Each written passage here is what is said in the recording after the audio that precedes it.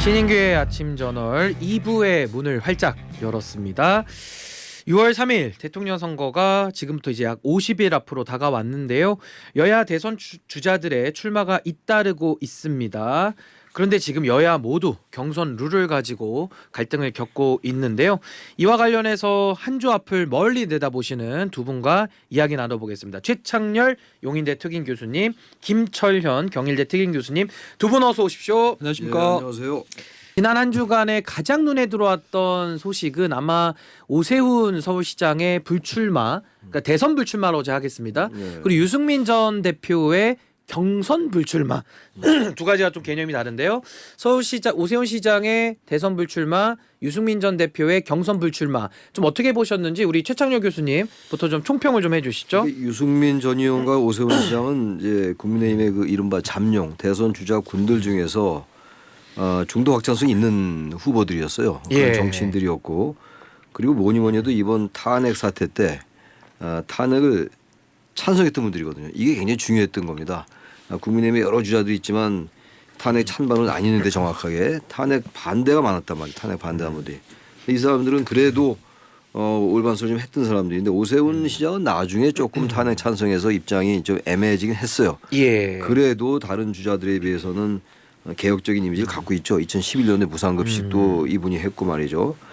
유승민 전 의원은 그 이른바 배신자 프레임에서 아직도 못 벗어나고 있는데 전 그것도 이해가 안 가요. 그때 2015년도에 증세 없는 복지는 허구다라고 얘기해서 그때 박근혜 대표하고 이제 사이가 틀어지고 했던 건데 대통령하고. 근데 이게 아직도 거기서 못 벗어나고 국민의힘이 이걸 용인을 안 하는 거예요 지금. 아하. 그리고 특히 역선택 방지 조항 저는 그걸 넣지 말아야 된다고 봅니다. 예. 왜냐하면 이 국민의힘이 지금 어차피 이 더불어민주당에 비해서 약세인 것만은 분명해요. 이재명 전 대표가 만약 후보가 된다고 가정하고 그럼 뭔가 파격이 필요하거든요. 근데 그대로 가서 역선택 방지 조항 넣어서 그 민주당 지지하는 사람이 들어오면 어떡하냐라는 걱정하는데 그거를 걱정할 때가 아니라고요. 그걸 넣어서 유승민 전 의원 같은 분이 일단 4명 안에 들어오고 예. 그래서 이런 사람들이 들어와서 뭔가 활기차게 해서 정말 이 탄핵에 반대했던 이런 분들을 이런 상황을 좀 타게 나간 이런 역동이 필요했다고. 그게 역동인데 주자 숫자가 많은 게 역동입니까? 그렇지 않죠. 광역단체장들이 이름 올리고 자기 지방선거나 이런 거 의식해서 그런 거 같아 보이는데 말이죠. 이 두 사람의 이 지금 불출마, 뭐 경선 불출마와 이 대선 불출마 이거는 국민의힘의 현 주소를 그대로 적나라하게 보여주는 것이다. 예. 그렇게 봅니다. 예. 우리 김철현 교수님은 오 시장의 대선 불출마 또 유 전 대표의 경선 불출마 어떻게 들으셨습니까? 지금 나름대로 지금 이제는 국민의힘의 우리 경선 주자들은 탄핵 찬성파하고 탄핵 반대파만 남았는데 예. 탄핵 반대파 같은 경우에는 누가 되더라도 민주당이 내세운 내란은 종식되지 않았다는 그 프레임이 걸려들기 뻔하고요. 탄핵 찬성파가 된다면 국민의힘 내부에서 그냥 아마 배신자 프레임이 걸릴 가능성이 크거든요. 그렇기 때문에 지금 이제 국민의힘 내부 경선 상당히 이제 조금 흥미를 잃게 됐고 거꾸로 한덕수 총리 어떤 출마론, 예. 한덕수 대망론 거기에 이제 국민의힘 경선이 굉장히 휘둘릴 가능성이 커졌다. 그렇기 때문에 앞으로는 국민들 입장에서 볼 때는 국민의힘 내부의 경선에서 가장 중도 확장성이 높고 본선 경쟁이 있었던 두 사람이 빠졌기 때문에 예. 이제는 한덕수 총리에 대한 아하. 관심이 점점 커지지 않을까. 예. 이렇게 되면 국민의 경선 같은 경우는 흥미를 잃을 가능성이 높고요. 약간 예선전처럼 변하는 거죠. 그래서 최종 후보가 예. 되더라도 누가 되더라도 아하. 결국은 한덕수 총리하고 어떤 예. 원샷 단일화라든가 이런 여러 가지 한덕수 이제 이 총리의 변수가 가장 큰 국민의힘이 경선을 흔드는 주 변수가 됐다 이렇게 보이는 거죠. 이제. 아니 근데 이제 김철현 교수님께서 이야기 꺼내주셨으니까 먼저 좀 여쭤보면 한덕수 현재 대통령 권한 대행입니다. 그렇죠. 공무원이고 사실상 임시 행정부 수반 아닙니까? 맞습니다. 대선을 관리해야 될 분인데 이분이 윤석열 전 대통령 내란 행위와도 전혀 무관하지 않고요. 그렇죠. 근데 이런 분이 만약에 출마를 한다고 하면 이게 대망론이라고 할 때 희망망자를 쓰는 겁니까? 아니면 망할 망자를 쓰는 겁니까? 저는 좀 궁금하거든요. 우리 최철현 교수님은 어떻게 평가하십니까? 근데 일단 한덕수 대망론이라는 말 자체가 대망론. 네, 대망론이 글쎄 뭐 망할 망자인지 희망 망자인지 모르겠는데 예. 각자가 이제 같은 글자 써놓고 다르게 읽으면 되는 거니까. 한자는 다르니까요. 한자가 다르니까 예. 다르게 읽으면 돼요. 그건 각자의 해석의 영역인데 한덕수 권한대행 이분이 윤석열 정부의 그 2인자였어요. 총리를 계속 해왔던 분 아닙니까? 2년 6개월 초대 총리입니다. 그러니까 뭐 잠깐 한 게 아니에요. 근데 현재 권한대행인데 대통령 선거에 나온다라는 게 출마한다는 게 이 자체가 대단히 희화화되는 거예요. 있을 수 없는 아하. 일입니다. 책임을 져야 될 거 아니에요. 지금 국민의힘도 지금 김 교수님 말씀처럼 아무도 책임을 안 진다고 해서 저렇게 예. 국민들로부터 거의 이제 지지율이 안 오르고 있는데 이런 상황에서 대통령 권한대행이란 분이 관리자인데요 지금. 관리자이고 더군다나 뭐 극단적으로 관리하던 사람 나올 수 있어요. 근데 이분은 책임을 져야 되는 입장이라고. 책임자. 그런데 2인자였죠. 그런데 지금 이제 와서 그 대통령 생각도 없던 사람이 대통령 선거라는 건 나중에 떨어질 때 떨어지더라도 낙선할 때 낙선하더라도 자기가 대통령이 돼서 무엇을 하겠다는 의지가 있는 사람이어야 돼요. 예. 이분 대통령 생각이 없었던 분 아니에요. 갑자기 지금 대망론에 의해서 지금 차출설이 돌고 있는 거거든요. 저는 이분이 좀 판단을 잘해서 전 출마하지 않는 게 맞다고 봅니다. 그리고 그것도 다른 것도 아니고 경선에 참여하는 것도 아니고. 무소속. 그리고 한덕수 권한대행이 그 이완규 법제처장 지명했잖아요. 헌법재판관으로 지명을 했죠. 그것도 있을 수 없는 일이에요. 여러 가지 문제적 소지가 많은 분 아니 논란의 예. 중심에 있는 분인데 그런 인사를 그 지명한 거로 봐도 뭔가 교감이 있었던 것 같긴 한데 윤 대통령 측과 교감이 있었다고 보는데 윤 전 대통령 측과 교감이 있었다고 보는데 이래서는 안 되는 거죠. 최소한 예. 윤리가 없다. 저는 이렇게 봅니다. 근데 이게 지금 중앙일보 단독 보도가 나와서 이제 한덕수 총리 측의 소식통 발로 그러니까 고민 중이다 정도가 네. 나왔고 지금 이제 국민의힘 내부에서 이제 나오는 시나리오로 저희가 검토를 하는 거니까 아직 뭐 확정된 건 아닙니다만은 물론이죠. 예. 한덕수 총리를 만약에 대권 주자로 올린다 무소속을 통해서 어떤 단일화 경선을 통해서 흥행을 도모한다 그 생각 자체에 대해서는 김 교수님 어떻게 평가하십니까? 그래서 저는 정치 공학적으로 볼 때는 약 어느 정도 비판의 소지가 있다고 봐요. 특히 헌법재판관 후보자를 지명한 부분에 대해서는 조금 논란이 있을 수 있는 게 하지만 다른 측면에서 보면요. 그동안 마흔역 후보자를 임명하지 않고 있었을 때 왜 총리 대행이 빨리 임명하지 않느냐 하는 비판이 있었잖아요. 예. 저는 임명할 수 있는 권한이 있다면 후보자를 지명할 수 있는 권한도 있지 않을까. 거기에 대한 것들은 헌법재판소에서 헌법적 판단을 받아봐야 된다. 이렇게 좀 생각을 하고요. 그동안 민주당에서 얘기하는 것처럼 내란은 종식되지 않았다는 건 저는 동의할 수 없는 게 어쨌든 대통령의 파면으로 내란은 어느 정도 수습이 됐다고 보면 이번에 들어서는 차기 정권은 앞으로 이제 대한민국 5년을 이제 담당을 해야 되는데 그 대한민국에 불어닥친 가장 큰 변수가 저는 트럼프 변수라고 보이거든요. 예. 그렇다면 이재명 그 후보 같은 경우는 그동안 계속적으로 굉장히 좀 친중 후보적인 면을 보여왔는데 어쨌든 한덕수 대행 같은 경우에는 뭐 준비대사도 지내고 뭐 통상도 좀 관련이 좀 뭐 나름대로 전문가고 하다 보면 앞으로 트럼프 대통령과의 4년 예. 5년을 굉장히 좀 원활하게 허니문 생활을 할 수 있지 않을까. 그렇다면 대한민국을 위한 선택이 정책 공학적으로만 볼 게 아니고 앞으로 트럼프 행정부하고의 어떤 관계나 여러 가지 것들 생각한다면 나름대로 한덕수 후보 같은 경우에도 좋은 카드가 되지 않을까. 예. 이런 부분에 저는 좀 다루어지고 있는 부분이라고 보고 너무 이 부분에 있어서 어떤 비상계엄에 대한 부분이라든가 이런 정치 공학적 측면은 조금은 빼고 한번 바라다 볼 필요도 있지 않나 이렇게 보이죠. 그 말씀도 일리가 있어요. 한덕수 총리가 이제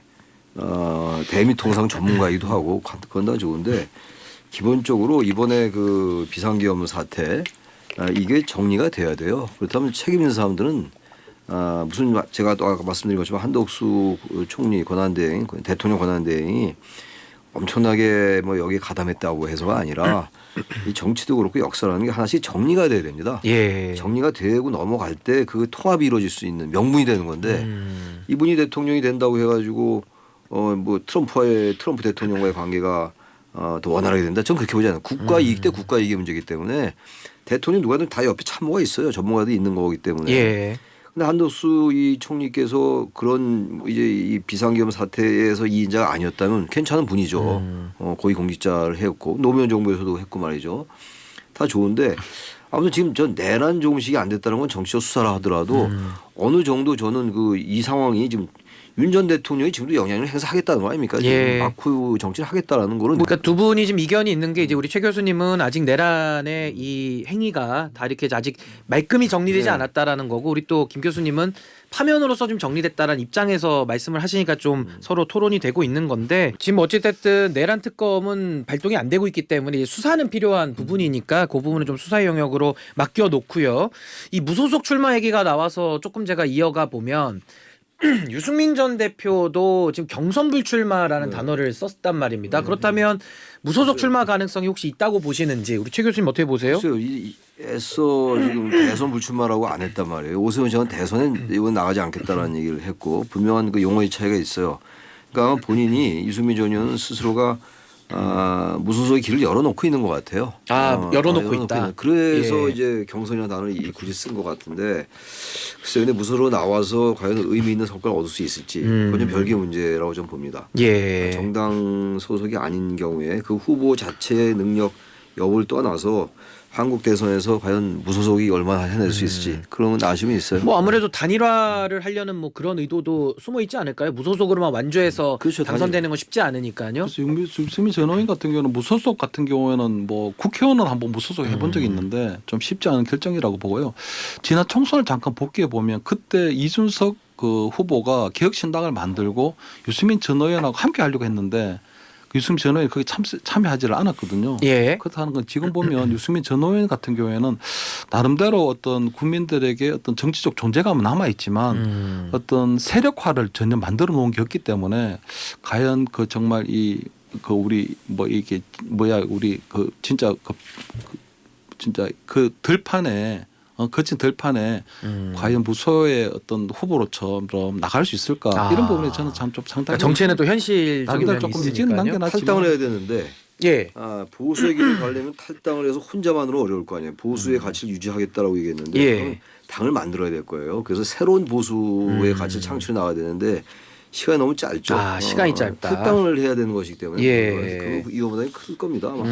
정치 인생을 걸어야 되는 건데 예. 저기서 무소속으로 나오는 건 쉽지 않을 것 근데 같아요. 저는 유승민 의원이요 보면 윤석열 대통령이 계속적으로 사저 정치라든가 국민의힘의 어떤 내부 정치에 굉장히 관여하는 게 많아지고 메시가 나오게 되면 저는 아마 유승민 전 의원이 국민의힘에서 역할이 이제 다 끝났다고 생각하고 어허. 다른 선택을 할 여지도 있다. 다른 선택이라면 또 어떤 게 있을까요? 뭐 제가 볼 때 일단은 뭐 국민의힘을 탈당을 하면서 나름대로 저는 국민의힘에 나름 어떤 정치적 충격을 주려는 아하. 그런 것들은 저는 가능하다고 그러니까 봐요. 충격을 주는 정도는 가능하다. 충격 정도 주는 건 예. 가능하지만 본인이 제가 볼 때 직접 선수로 아마 이번 대선에 뛰어들기에는 쉽지는 않지만 예. 아마 본인에게도 지금 마지막 선택이 될 수 있기 때문에 어떤 형식으로 피날레를 맺을지에 대해서는 본인도 고민하고 있지 않을까. 그 말씀 예, 최창렬 하니 교수님. 생각이 나는데 지금 국민의힘도 지금 뭐 탄핵 찬반 이 탄핵은 다른 거와 달라서 그 생각이 다른 사람이 같은 당을 하면 안 된다고 저는 생각해요. 다른 것들은 생각이 달라도 돼요. 당이라는 게 얼마든지 서로 토론할 수 있는 것인데 탄핵을도 여전히 지금 탄핵을 반대한 거에 대해서도 반성하지 않는 이 정당은 같이 하면 안 돼요. 예. 나오는 게 맞다고 보고 그리고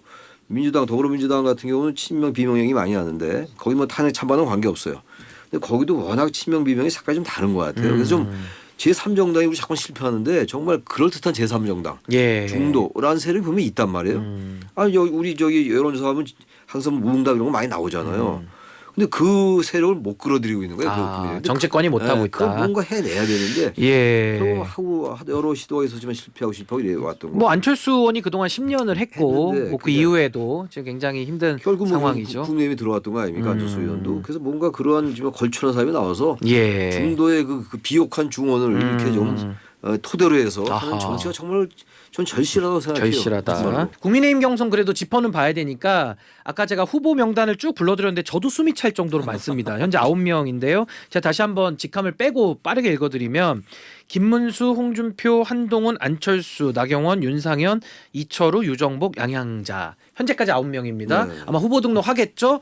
이 중에서 이제 4명을 뽑아야 되는데 아마 김문수, 홍준표, 한동훈 이분에 대해서는 아마 이견은 없어요. 그렇죠. 나머지 한 자리를 놓고 누가 좀 유력한지 먼저 우리 김철현 교수님 좀 예상을 좀 해보시죠.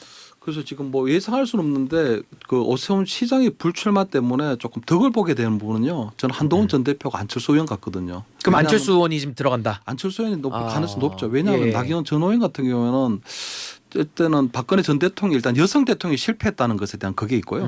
일단은 뭐 나경원 후보 같은 경우에는 지금 전체 후보들 중에 유일한 뭐 양양자 의원이 언제 또 이렇게 국민의힘에 그 개혁신당을 탈당해서 갑자기 또 국민의힘으로 들어갔어요. 어쨌든 예. 뭐 그리고 홍일점 후보가 지금 나경원 의원이기 때문에 예. 그 나름대로 가능성은 있지만 지금 윤상현 의원이 출마 선언을 하거든요. 아하. 그럼 윤상현이 출마 선언을 하게 되면 저는 김문수 후보하고 나경원 후보를 표를 좀 잠식할 거라고 봐요.